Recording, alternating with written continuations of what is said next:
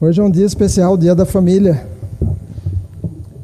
E eu pedi para o meu irmão falar um pouquinho sobre família.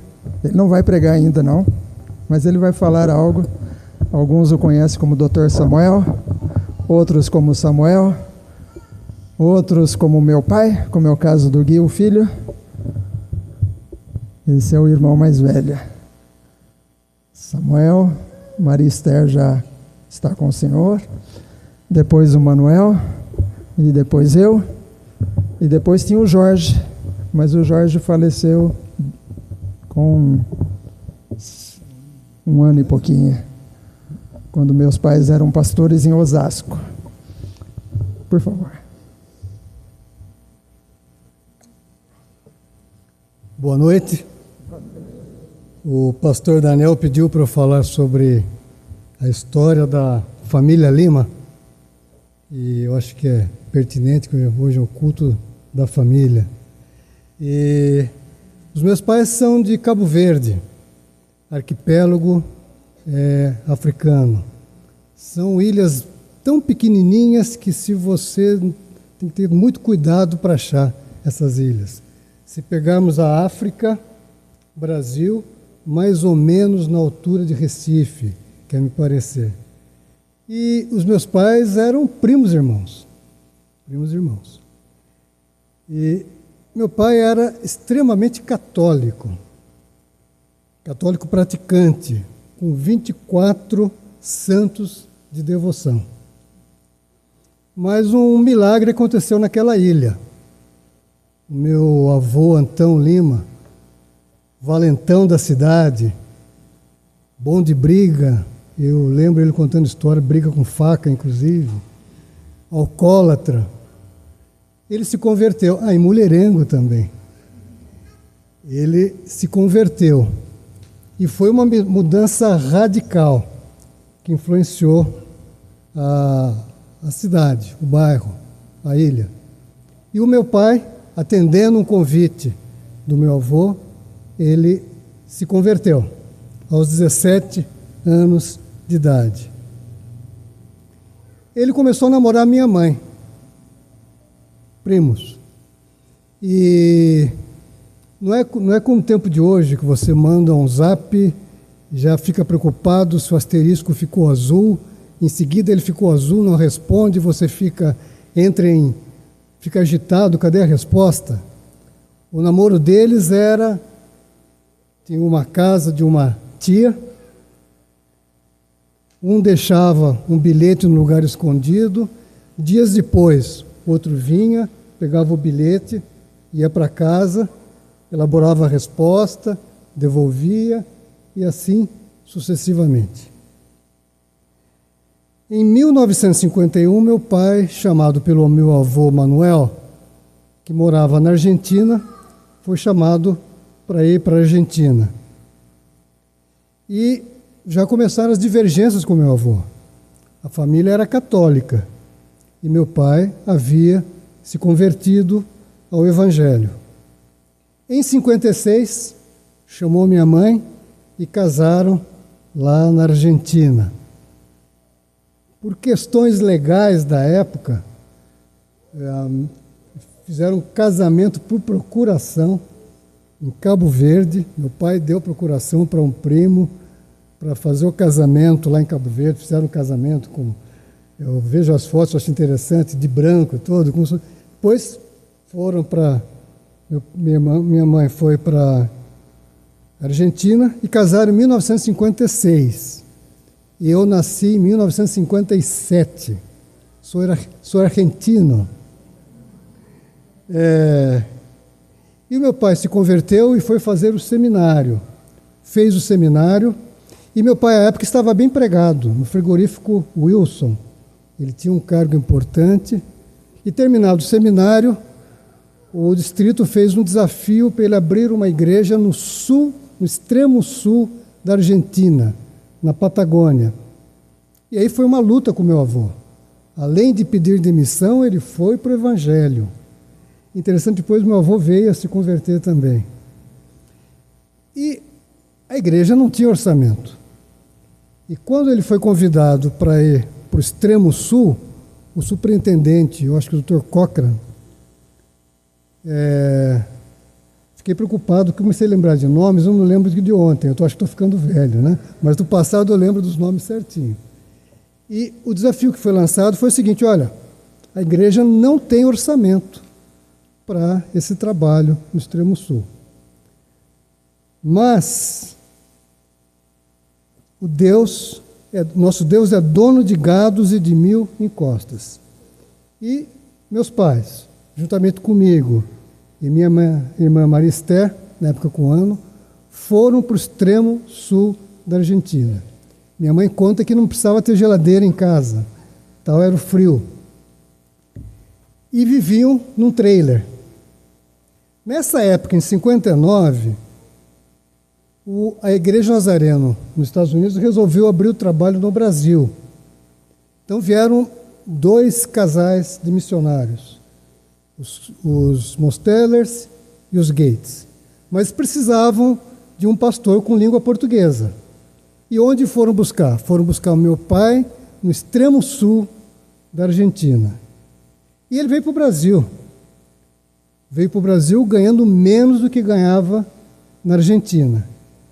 E em 9 de abril de 1960, a família chegou no Porto de Santos. Na época, Campinas tinha 185 mil habitantes, só. Porque a igreja resolveu que a sede no Brasil seria Campinas, daí vieram para a Argentina. E a igreja do Nazareno no Brasil, uma igreja iniciante, também tinha problemas orçamentários. Nós moramos no começo num hotel, Hotel Astoria, Regente Feijó, com o Benjamin Constant. Depois, fomos morar numa pensão com banheiro coletivo, e depois fomos morar nos fundos da Igreja Nazareno, a Regente Feijó.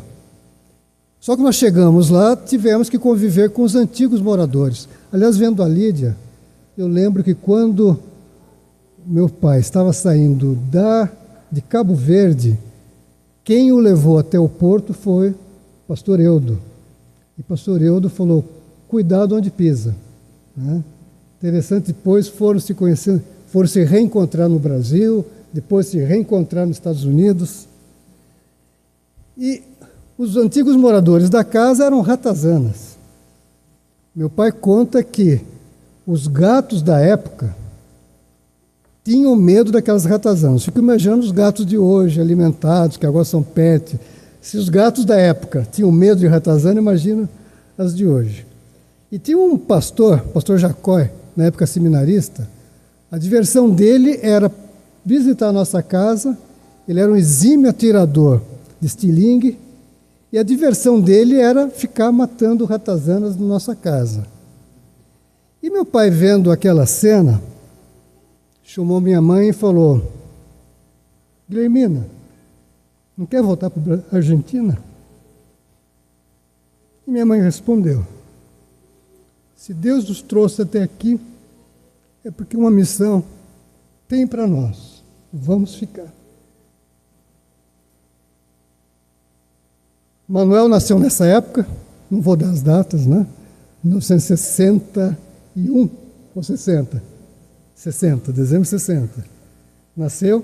E em 61 nós fomos para Osasco. Meu pai abriu trabalho lá em Osasco e pouco tempo depois a igreja de Osasco já tinha mais membros da escola dominical do que Campinas. E lá nasceu o pastor Daniel, em Osasco. Quando nós queríamos provocá-lo, chamávamos de osasquense. Ficava bravo. Aliás, voltando àquela conversa do meu pai e da minha mãe, se nós tivéssemos voltado para a Argentina, o pastor Daniel seria argentino. Diria que Maradona foi melhor do que Pelé. Eu acho que votaria no Milei.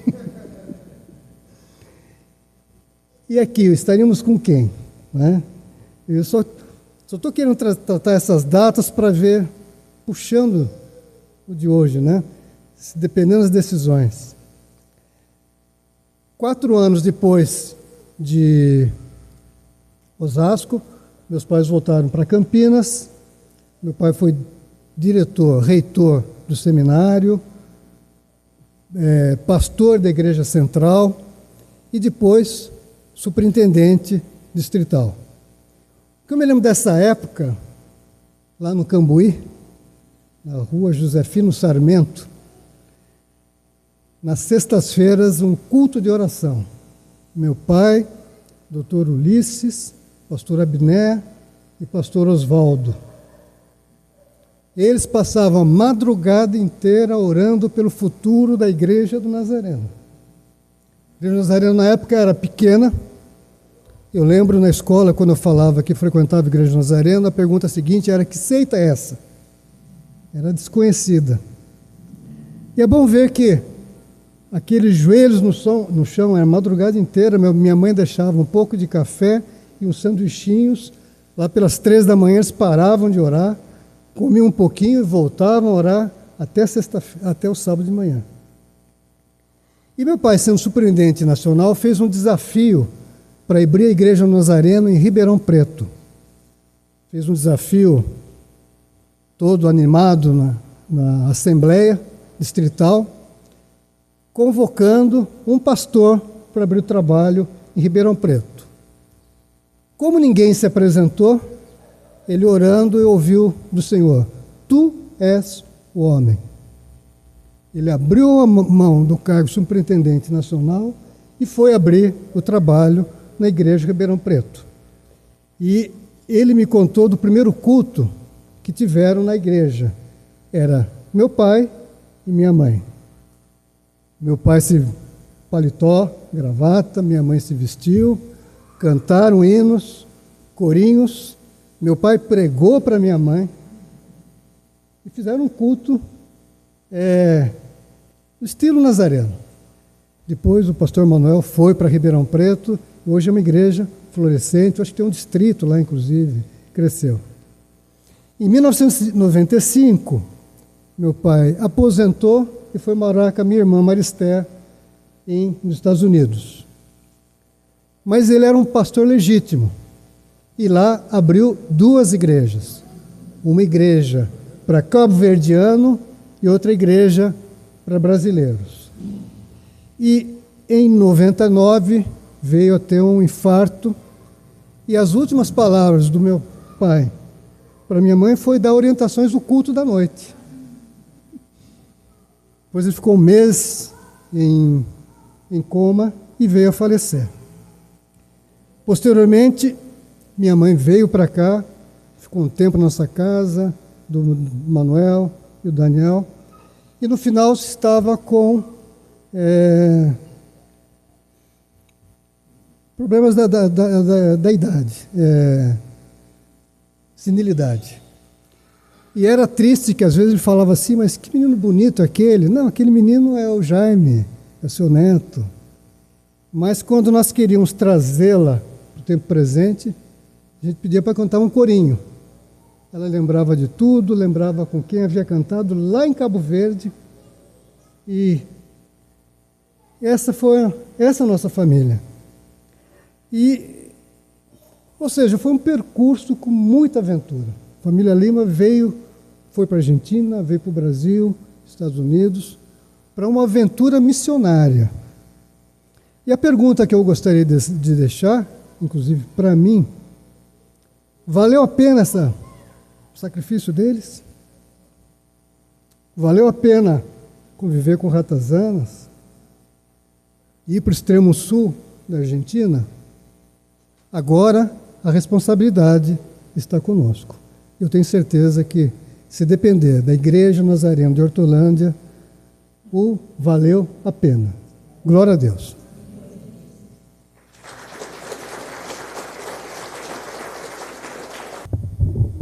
Eu não sei como está a sua família, mas Deus pode melhorar a sua família. Mesmo que a sua família seja boa, Ele pode melhorar muito ainda. Só que dependem das decisões. Cada dia tomamos decisões. E hoje é dia de decisões também.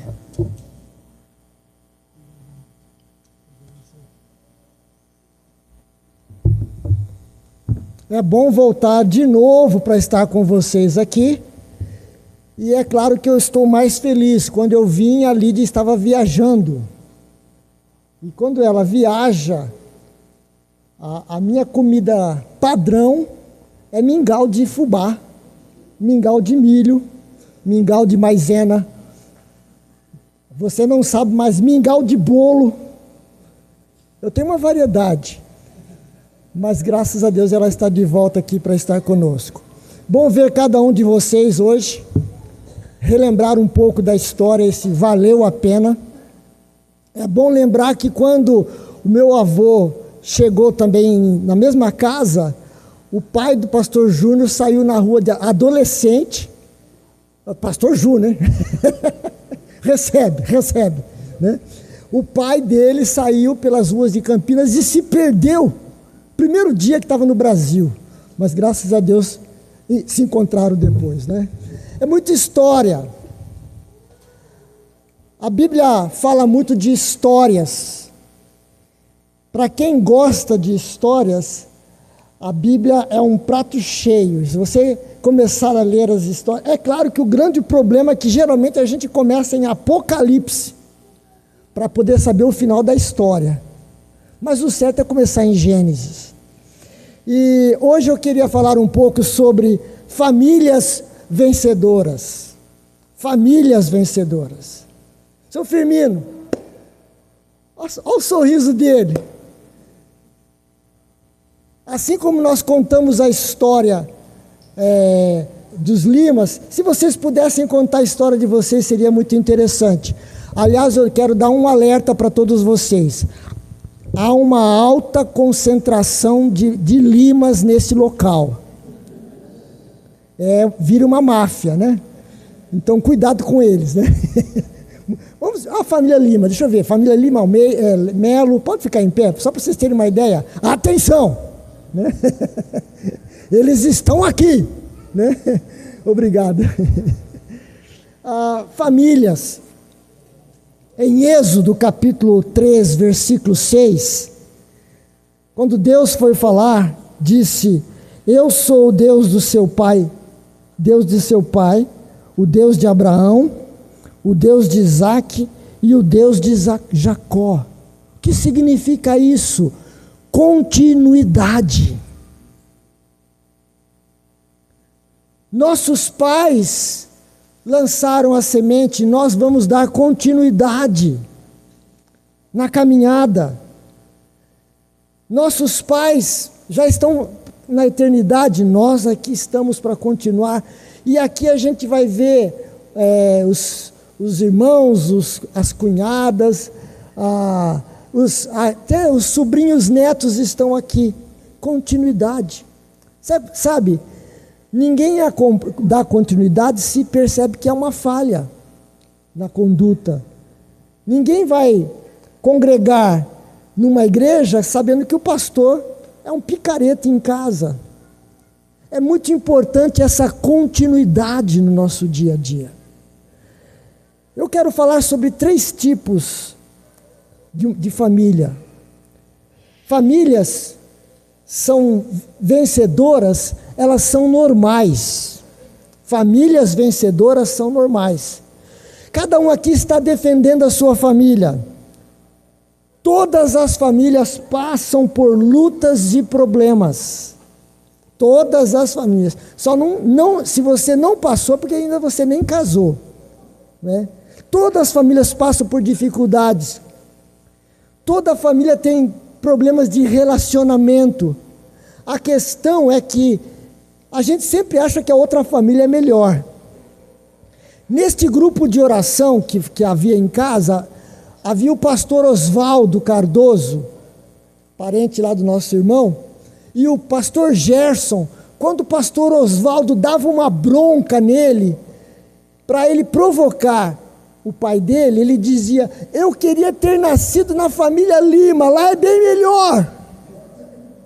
E um dia ele compartilhou comigo isso, eu disse: depende do que você pensa, porque em casa meu pai resolvia as coisas na cinta. Não, deixa quieto então, deixa quieto. A gente acha sempre que a outra família é melhor, a outra família não tem problemas. Na realidade, famílias vitoriosas, normais, passam por situações que a gente nunca programa isso.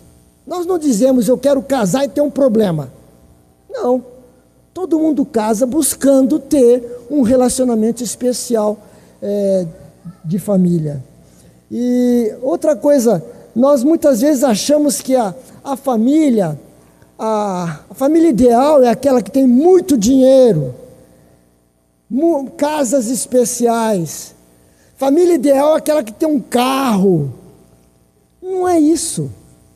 A família ideal, normal, é aquela família formada por pai, mãe, filhos, netos, avós, que vivem em paz e em harmonia na casa e na família. Famílias normais. Famílias normais passam por tempestades. Se você abrir a sua Bíblia aí em Mateus capítulo 7, versículo 24, 25, Jesus fez uma comparação sobre dois homens que construíram suas casas. O primeiro construiu sua casa sobre areia. Bom, se os dois estavam construindo ao mesmo tempo, que casa ficou pronta primeiro? Onde é que teve a primeira festa? Na casa sobre areia. Depois disso, o que construiu a casa sobre a rocha realmente terminou e também fez a sua festa. Mas é interessante, observa, os problemas da casa sobre a rocha, casa sobre a areia, caiu a chuva, transbordaram os rios, sopraram os ventos, bateram com força contra aquela casa e ela não desabou, porque tinha sido construída sobre a rocha. E a casa sobre a areia?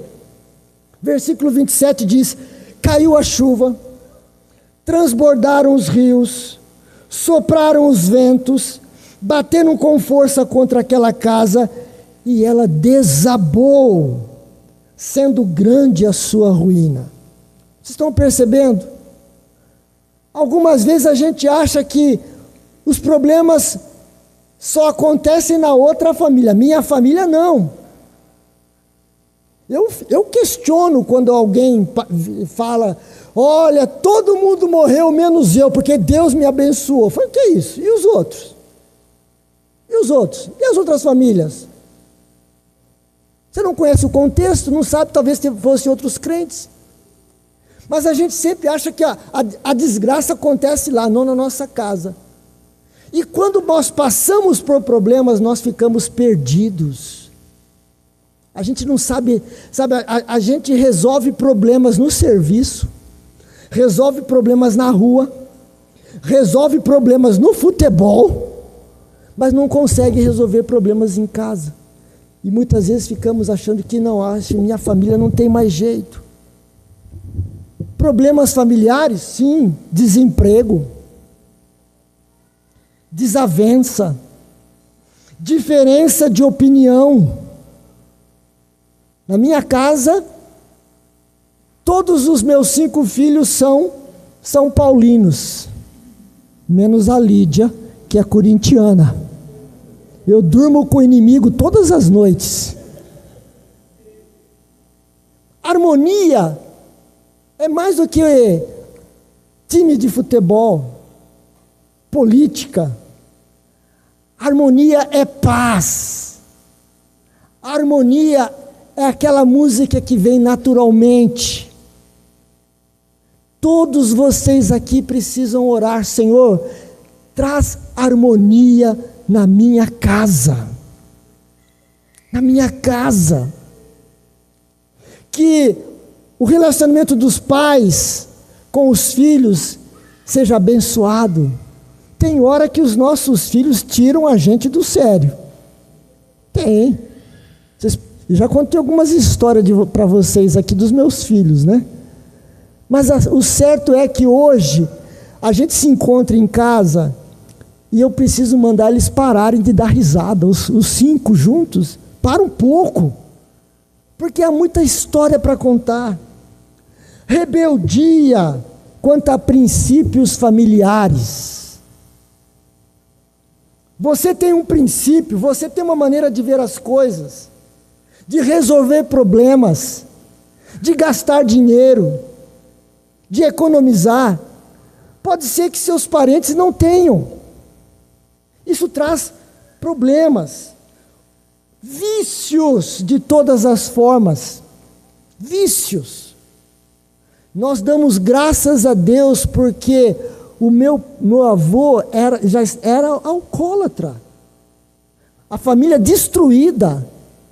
Jesus entrou na vida do meu avô, mudou a história da minha família, e Jesus vai mudar a história da sua família também. Não estou falando apenas da família, pai, mãe, filhos, mas tios, tias, primos. A bênção que Deus tem para você é para toda a família. Nós não vamos desistir dos nossos familiares. Distanciamento de Deus.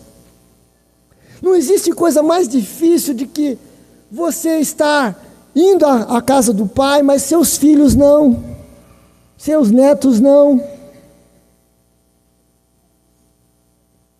A gente quer pensar no céu.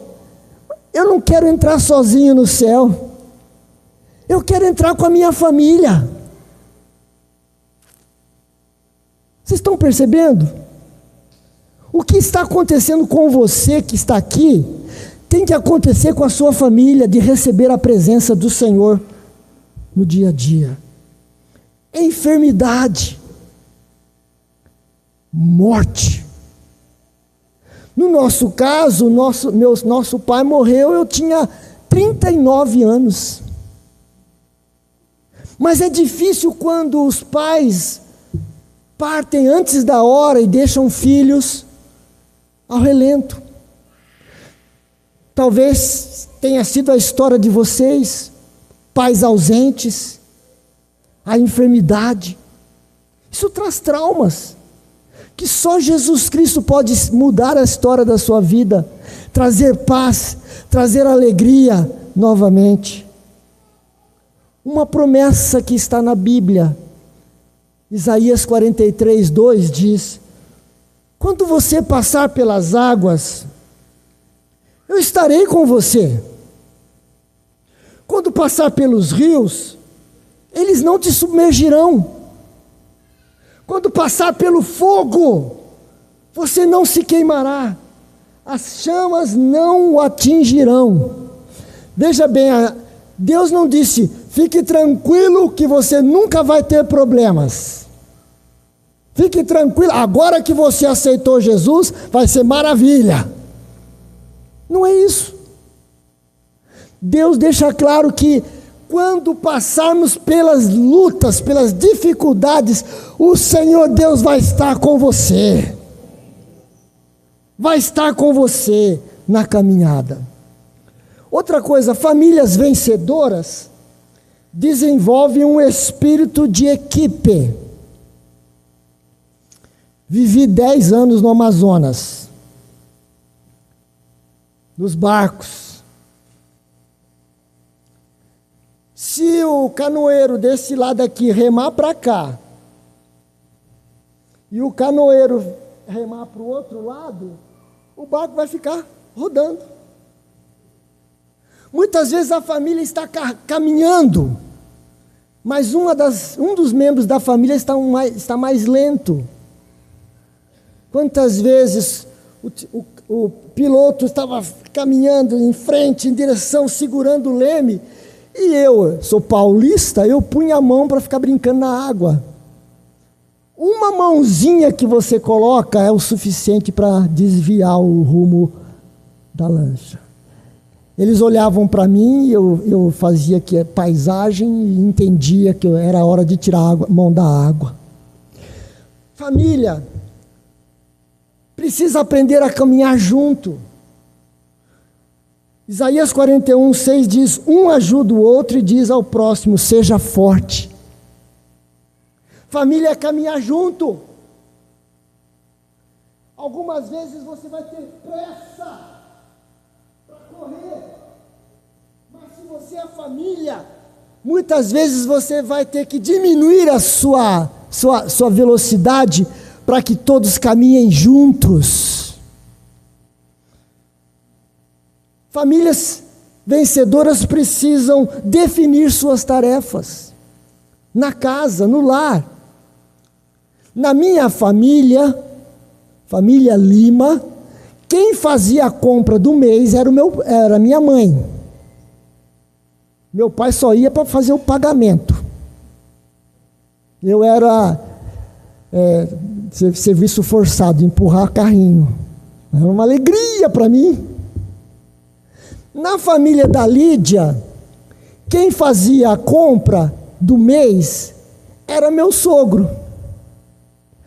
Quando a gente casou, eu fiquei esperando a Lídia fazer a compra e a comida, e a Lídia ficou esperando que eu fizesse a compra e a comida.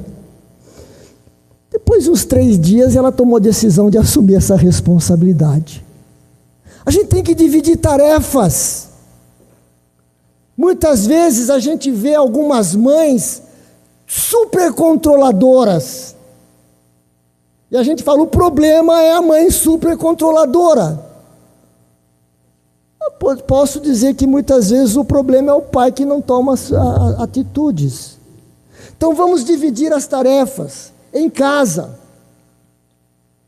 É muito importante que todos participem. E família vencedora segue junto em família para a casa do Pai.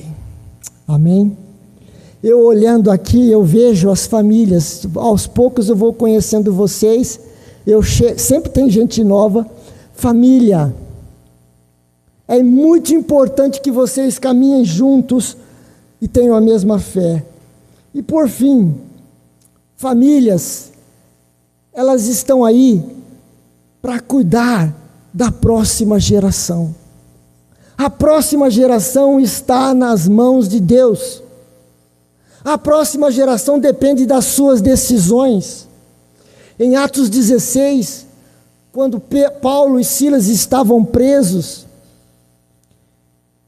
eles tinham apanhado, chicoteados, estavam presos com as pernas no tronco, mas a Bíblia diz que os dois louvavam ao Senhor. Imagina naquele lugar frio, ruim, todo mundo sofrendo e 2 pessoas cantando.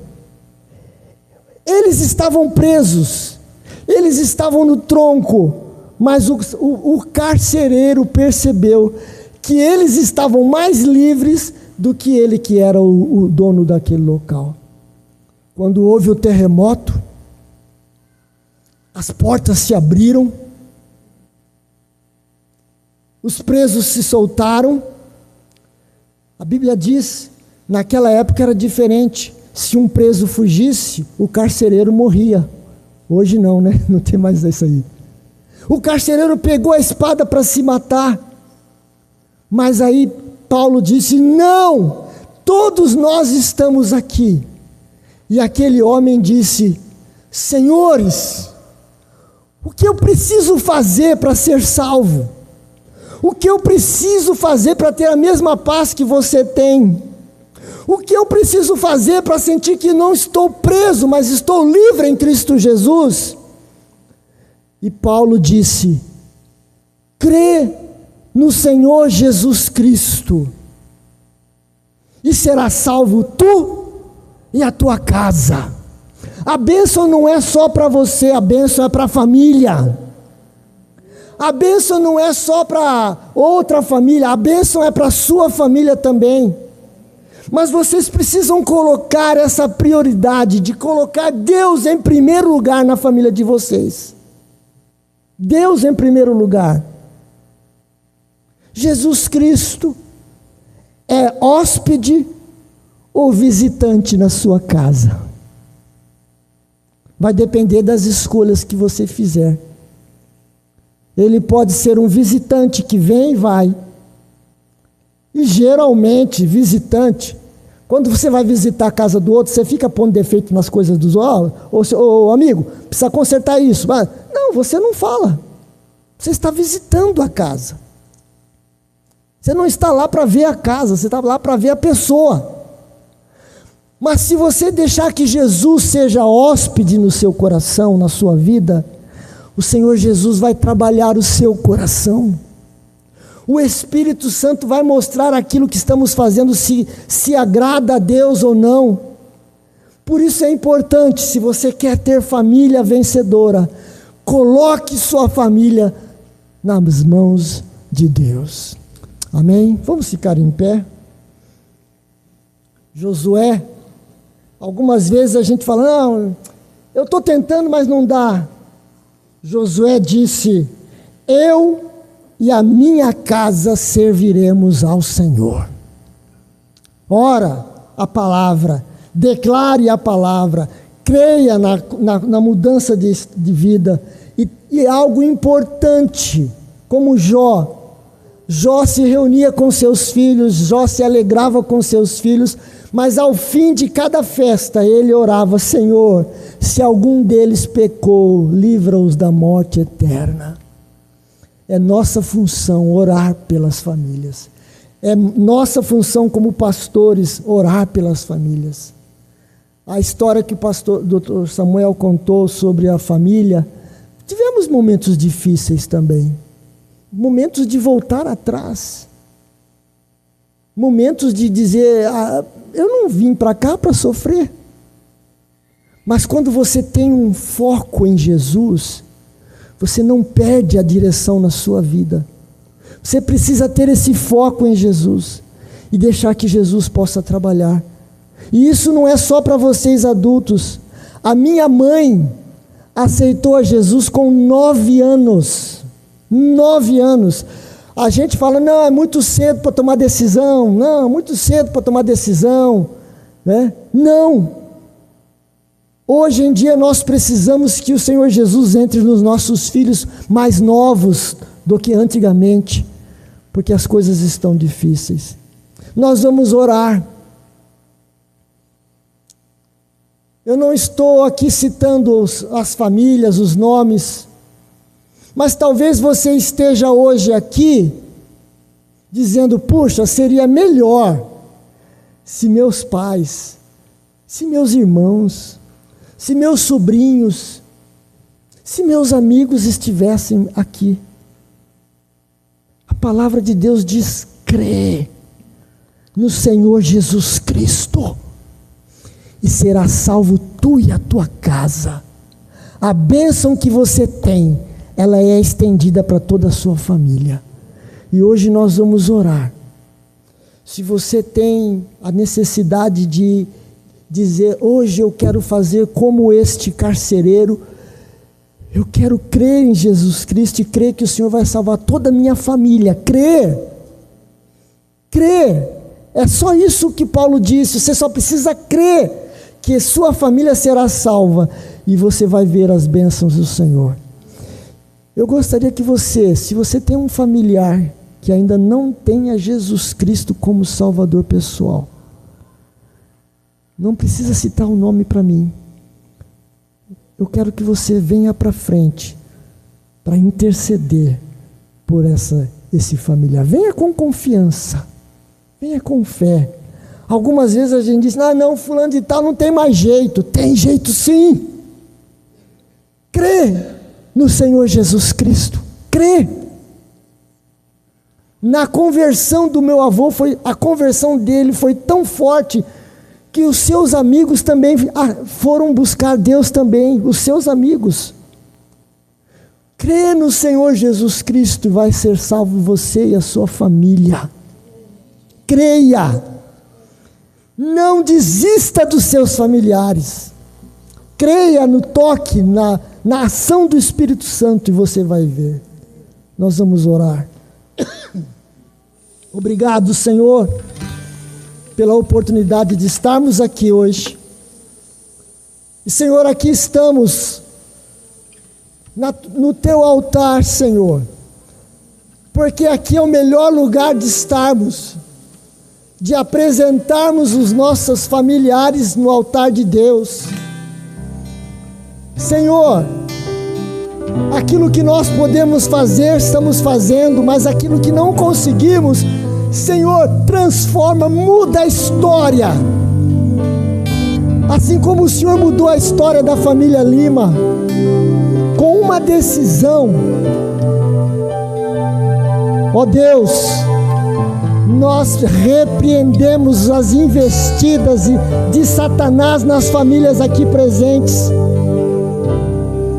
Talvez alguns estejam sentindo Satanás rindo da desgraça da família, mas hoje à noite nós quebramos essa maldição em o nome do Senhor Jesus.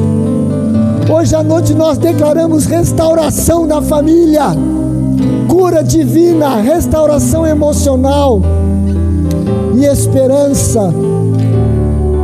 E aquilo que meu avô tomou a decisão em 1941 está ressoando até os dias de hoje. Por isso a decisão nossa aqui hoje é para os próximos 50, 60 anos. Dá paz a cada um que está colocando seu familiar nas tuas mãos.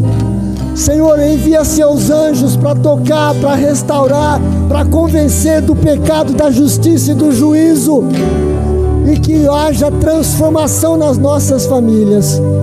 Nós não vamos entrar sozinhos no céu. Nós queremos a nossa família conosco. Nós queremos os nossos familiares juntos para glorificarmos o nome do Senhor.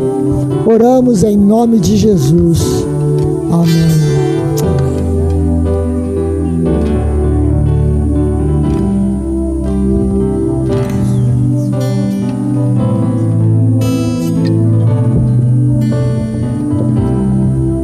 Estamos quase acabando. Vou pedir que o pastor Manuel não vá ainda, por favor. Vou pedir que a pastora Lúcia venha aqui à frente. 40 anos de casados. E nós, como família, pedimos que fossem feitos 2 bolos salgados para celebrar com vocês. Eu lembro que quando completamos 25 anos de casados, foi aqui, o pastor Luciano veio, orou conosco, e agora 40 anos, e nós queremos celebrar com aqueles que caminham junto conosco ao longo de vários desses anos. Temos de casados, podem sentar, temos de casados mais do que alguns têm de vida aqui. Pastora Lúcia, pastor Manuel, a gente pediu para pastor Manuel também é o líder da Igreja do Nazareno no Brasil. Ele é a nossa cobertura. Nós oramos por ele. Lembra que a gente fala do guarda-chuva? Lembra do guarda-chuva? Você segura o guarda-chuva. E se você estiver debaixo dele, você não se molha. Mas o guarda-chuva não pode estar furado. Na família assim também. A família segura o guarda-chuva, que é o pai. E a família está segura debaixo dessa cobertura do pai, que deve ser o sacerdote da família. Mas o pai precisa do apoio da família para continuar cuidando. Nós, como Igreja do Nazareno, precisamos orar pelo pastor Manuel. Ele tem muitas responsabilidades no Brasil inteiro. E a gente pediu, chega naquele dia 20, para pregar e orar por nós, 40 anos de casados.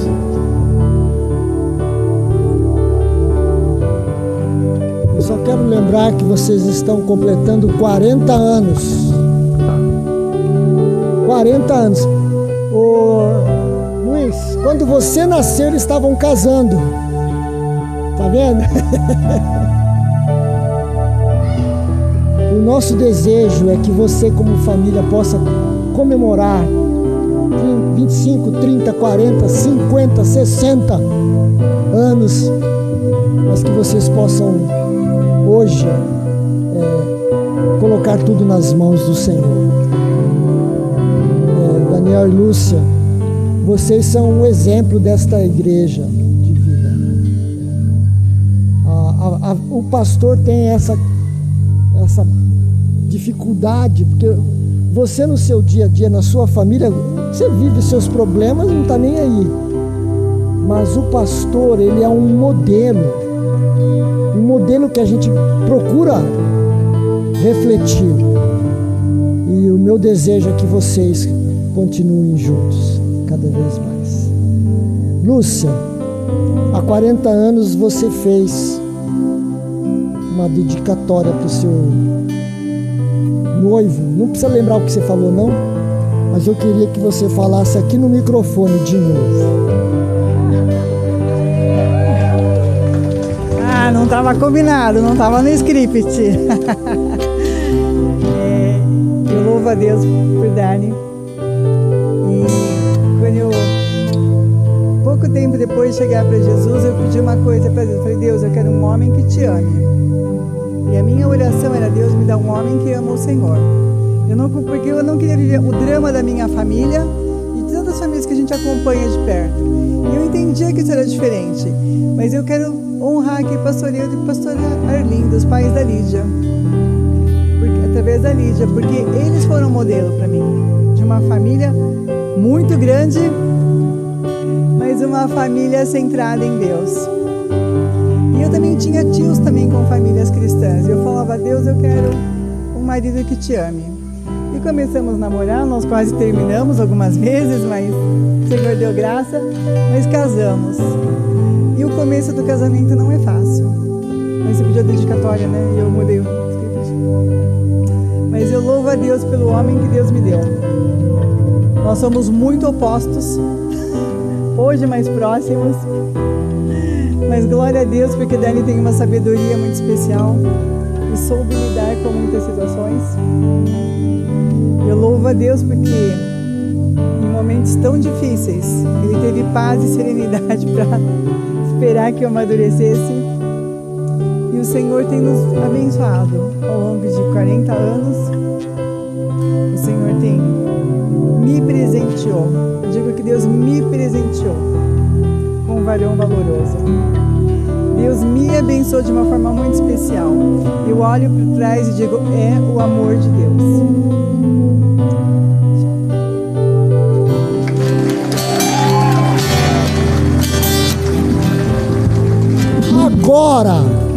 Agora é o cara que vai falar agora. Eu conheci a Lúcia no acampamento de adolescentes, lá em Serra Negra. Não chegamos a conversar naquele acampamento, mas eu observei. Depois tivemos uma assembleia distrital, que vinha gente de Minas, vinha gente do Rio, de São Paulo, às vezes vinha de Curitiba, de Brasília. Ficavam quase que uma semana inteira em reuniões em Campinas. E a gente almoçava na igreja, jantava na igreja, tomava café na igreja. Não dormia na igreja. Cada pessoa, as famílias eram divididas nas famílias da igreja.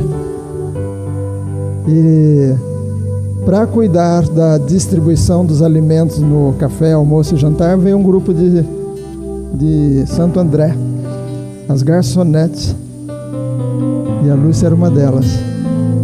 E as garçonetes naquele ano ficaram hospedadas na sala da nossa casa, da casa que a gente morava. E ali a gente começou a trocar algumas ideias, né? E graças a Deus funcionou. Amém. Hoje a gente vinha para a igreja comentando que a gente já passou muita coisa difícil. De fazer compras de ônibus com carrinho de feira. Só que tinha que passar no banco primeiro para saber se o pagamento tinha caído na conta. E às vezes a gente chegava no banco, que não tinha, como é hoje, que você tira no celular, se tem saldo, não tem. Às vezes chegava no banco e dizia: me dá o saldo dessa conta. E a gente descobria que o pagamento não tinha entrado. E a gente voltava de ônibus para casa com o carrinho de feira vazio. Isso lá em Recife. E uma coisa que nós decidimos lá, que nunca iríamos pegar o telefone, não telefone orelhão, né? Porque a gente não tinha telefone, que a gente nunca iria fazer uma ligação ou para a mãe dela em São Paulo ou para os meus pais em Campinas para dizer manda dinheiro, porque a gente está sem dinheiro. A gente voltava para casa e ia cozinhar o que tinha.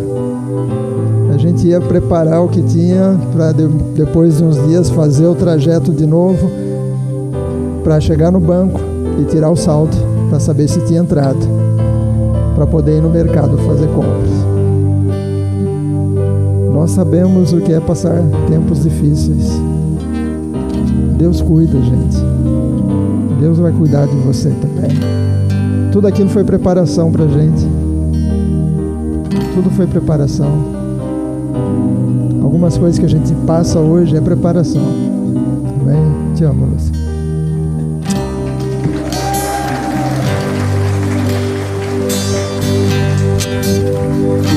Nós vamos orar.